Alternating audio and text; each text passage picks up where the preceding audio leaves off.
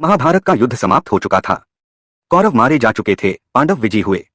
पर एक योद्धा, एक ऐसा योद्धा जिसे कोई हरा नहीं सका, अश्वत्थामा, आज भी जिंदा है। पर सवाल यह है, जब श्रीकृष्ण जैसे सर्वशक्तिमान पुरुष उसके सामने खड़े थे, तो उन्होंने उसे मारा क्यों नहीं, बल्कि दिया एक ऐसा श्राप जो उसे आज भी भटकने पर मजबूर कर रहा है। अश्वत्थामा, एक ऐसा नाम जो वीरता और श्राप दोनों का प्रतीक बन गया। वो गुरु द्रोणाचार्य का पुत्र था और उसमें पिता के जैसे ही शौर्य और विद्या थी। शिव का आशीर्वाद प्राप्त था उसे, इसलिए वो एक अमर योद्धा कहलाया। लेकिन जब कौरवों की हार हुई और दुर्योधन युद्ध में मारा गया, तो अश्वत्थामा का मन आग से भर गया। उसके लिए ये सिर्फ युद्ध नहीं था, ये बदले की भावना थी। दुर्योधन उसका मित्र था और वो उसकी मृत्यु को स्वीकार नहीं कर पा रहा था। उसने कसम खा ली, पांडवों को ऐसी पीड़ा देगा जिसे वे जीवन भर भूल न सकें। रात के अंधेरे में चुपचाप वो पांडवों के शिविर में घुसा। पर जिन 5 योद्धाओं को वह पांडव समझ बैठा, वो थे पांडवों के 5 पुत्र, द्रौपदी के बेटे। अश्वत्थामा ने उन्हें नींद में ही तलवार से काट डाला, बिना किसी युद्ध के। मासूमों की नृशंस हत्या। जब द्रौपदी चीख रही थी, संसार सो रहा था, पर एक व्यक्ति जाग रहा था, श्रीकृष्ण। श्रीकृष्ण जानते थे, युद्ध में वीरगति एक बात है, पर पीठ पीछे सोते हुए बच्चों की हत्या, वो धर्म की नहीं, अधर्म की संतान होती है। अश्वत्थामा ने जिस क्षण अपने हाथ खून से रंगे, उसी क्षण वो योद्धा से हत्यारा बन गया था। और कृष्ण का क्रोध उस रात साक्षात न्याय बनकर उतरा था। कुरुक्षेत्र की राख ठंडी हो चुकी थी, पर एक अपराध की आग अभी बाकी थी। श्रीकृष्ण, जिन्हें केवल एक अवतार नहीं, बल्कि साक्षात धर्म का मूर्त रूप माना गया, जब अश्वत्थामा के सामने आए, तो उनके नेत्रों में करुणा नहीं, क्रोध था। उन्होंने अश्वत्थामा को रोका और बड़े शांत स्वर में कहा, तू योद्धा नहीं रहा, तू हत्यारा बन गया है। क्योंकि योद्धा मैदान में लड़ता है, पर तूने मासूम सोते हुए बच्चों पर वार किया। यह वीरता नहीं, यह नीचता है। फिर श्रीकृष्ण ने किया वह कार्य जो आज तक किसी और के साथ नहीं हुआ।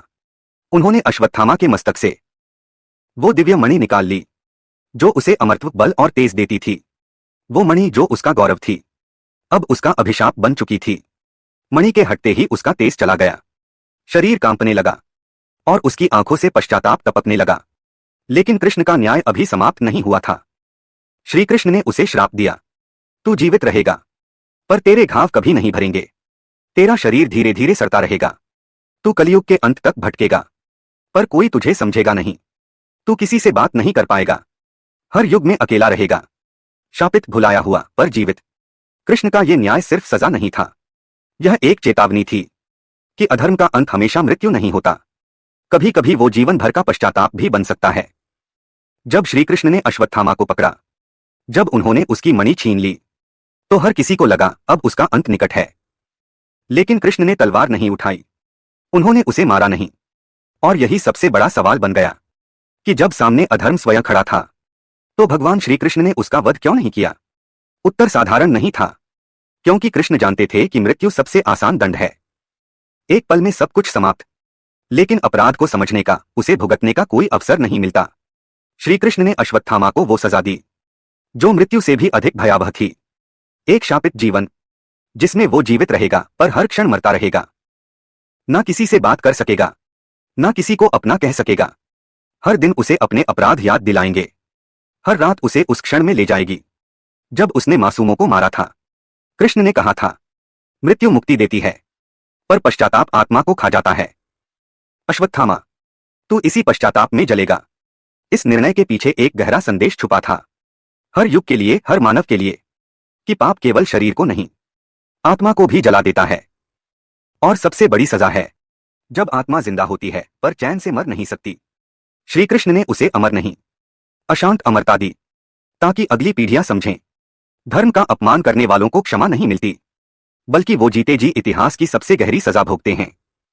महाभारत का युद्ध इतिहास बन चुका था, पर कुछ कथाएं आज भी अधूरी हैं, और उन्हीं में सबसे रहस्यमयी नाम है अश्वत्थामा। कहते हैं, जब श्रीकृष्ण ने उसे शाप दिया, तो वो क्रोधित होकर वन में भाग गया। न किसी से बोला, न किसी को देखा, वो बस चला गया, पर कहीं गया नहीं। वो आज भी है हमारे बीच, हमारी धरती पर। भारत के कई जंगलों, विशेषकर मध्य प्रदेश के विदिशा, सतपुड़ा, नर्मदा तट के क्षेत्रों में साधुओं और तपस्वियों ने कहा है, उन्होंने एक रहस्यमयी व्यक्ति को देखा है। एक बूढ़ा, लंबे बालों वाला पुरुष, जिसके माथे पर एक गहरा घाव है, जैसे वहां कभी कुछ था। वो किसी से बात नहीं करता, कभी किसी मंदिर के बाहर बैठा दिखाई देता है, तो कभी तंत्रियों के बीच किसी पर्वत की चोटी पर जब भी कोई उसकी आंखों में झांकता है, उसे सिर्फ एक ही चीज दिखाई देती है, युगों से जमा हुआ दुख। कई ने कहा उसकी आंखें रोती नहीं, पर ऐसा लगता है जैसे वो सदियों से रो रहा हो। ना मृत्यु आती है, ना मोक्ष मिलता है, वो बस भटक रहा है, अपने पाप, अपने अपराध और अपने पश्चाताप के साथ। क्या सचमुच वो आज भी जीवित है, या ये सिर्फ एक कथा है? पर अगर वह है, तो क्या हम कभी उसे पहचान पाएंगे? महाभारत का युद्ध समाप्त हुआ।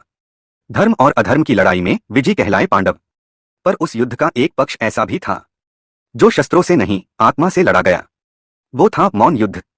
यह वो युद्ध था जो कुरुक्षेत्र के मैदान से नहीं, एक मनुष्य के अंतर्मन से शुरू हुआ। अश्वत्थामा ने युद्ध भूमि में नहीं हारा, उसने आत्मा के स्तर पर पराजय स्वीकार की। जब श्री कृष्ण ने उसे शापित किया, तो यह दंड सिर्फ एक जीवन तक सीमित नहीं था, यह हर युग, हर आत्मा के लिए एक चेतावनी थी। कृष्ण जानते थे, सबसे बड़ा युद्ध वह नहीं जो तलवारों से लड़ा जाए, बल्कि वह जो इंसान अपने भीतर लड़ता है, अपने अपराध, अपने पाप, अपने पछतावे से। अश्वत्थामा की आत्मा आज भी उसी युद्ध में फंसी हुई है। न वो जी रहा है, न वो मर पा रहा है। हर दिन उसका शरीर सड़ता है, पर उसका अपराध अब भी सजीव है। श्री कृष्ण का निर्णय था कि अधर्म को मृत्यु नहीं, पश्चाताप की भट्टी में जलाकर भस्म किया जाए। और यही बना इतिहास का सबसे लंबा, सबसे मौन युद्ध। महाभारत की कहानी आज भी खत्म नहीं हुई, क्योंकि जब तक मानव अपने भीतर के अंधकार से नहीं लड़ेगा, जब तक अपराध बिना पछतावे के रहेगा, तब तक ये युद्ध यूं ही चलता रहेगा। क्या आप मानते हैं कि अश्वत्थामा आज भी जीवित है? क्या वो कहीं हमारे बीच किसी जंगल या पहाड़ में छुपा बैठा है, अपने अपराधों के साथ? अगर आप भी इस रहस्य को महसूस करते हैं, तो इस वीडियो को उन लोगों तक पहुंचाएं जो महाभारत के गहरे सच को जानना चाहते हैं। कमेंट करें, क्या आप अश्वत्थामा से मिलना चाहेंगे? वीडियो को लाइक करें, शेयर करें और चैनल को सब्सक्राइब करना ना भूलें, क्योंकि अगली कहानी इतिहास से नहीं, भविष्य से आएगी।